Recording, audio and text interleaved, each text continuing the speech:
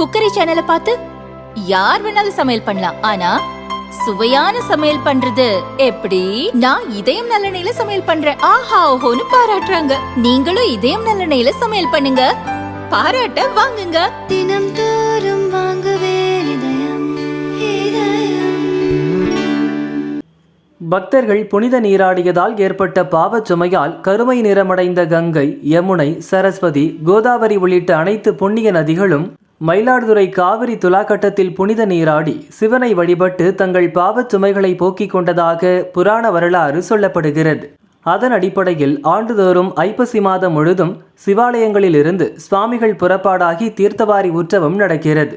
இந்த துலா உற்சவத்தின் முக்கிய நிகழ்வான கடைமுக தீர்த்தவாரி இன்று நடந்தது. மயூரநாதர் கோவில் ஐயாரப்பர் சுவாமி, படித்துறை காசி விஸ்வநாதர், தெப்பக்குள காசி விஸ்வநாதர் கோவிலிலிருந்து பஞ்சமூர்த்திகள் காவிரி தென்கரையில் எழுந்தருளினர். ஞானாம்பிகை சமேத வதான்கேஸ்வரர், காசி விஸ்வநாதர் கோவில்களிலிருந்து பஞ்சமூர்த்திகள் காவிரி வடகரையில் எழுந்தருளி அசுர தேவர்களுக்கு சிறப்பு அபிஷேக ஆராதனைகள் செய்யப்பட்டது. தென்கரையில் திருவாவடுதுறை ஆதீனம் அம்பலவான தேசிக பரமாச்சாரிய சுவாமிகள் முன்னிலையிலும், வடக்கு கரையில் தர்மபுரம் ஆதீனம் மாசிலாமணி தேசிக ஞானசம்பந்த சுவாமிகள் முன்னிலையில் பூஜைகள் நடந்தது.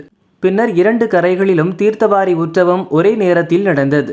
திருவாவடுதுறை, தர்மபுரம் ஆதீனம் உள்ளிட்ட பல்லாயிரக்கணக்கான பக்தர்கள் புனித நீராடினர்.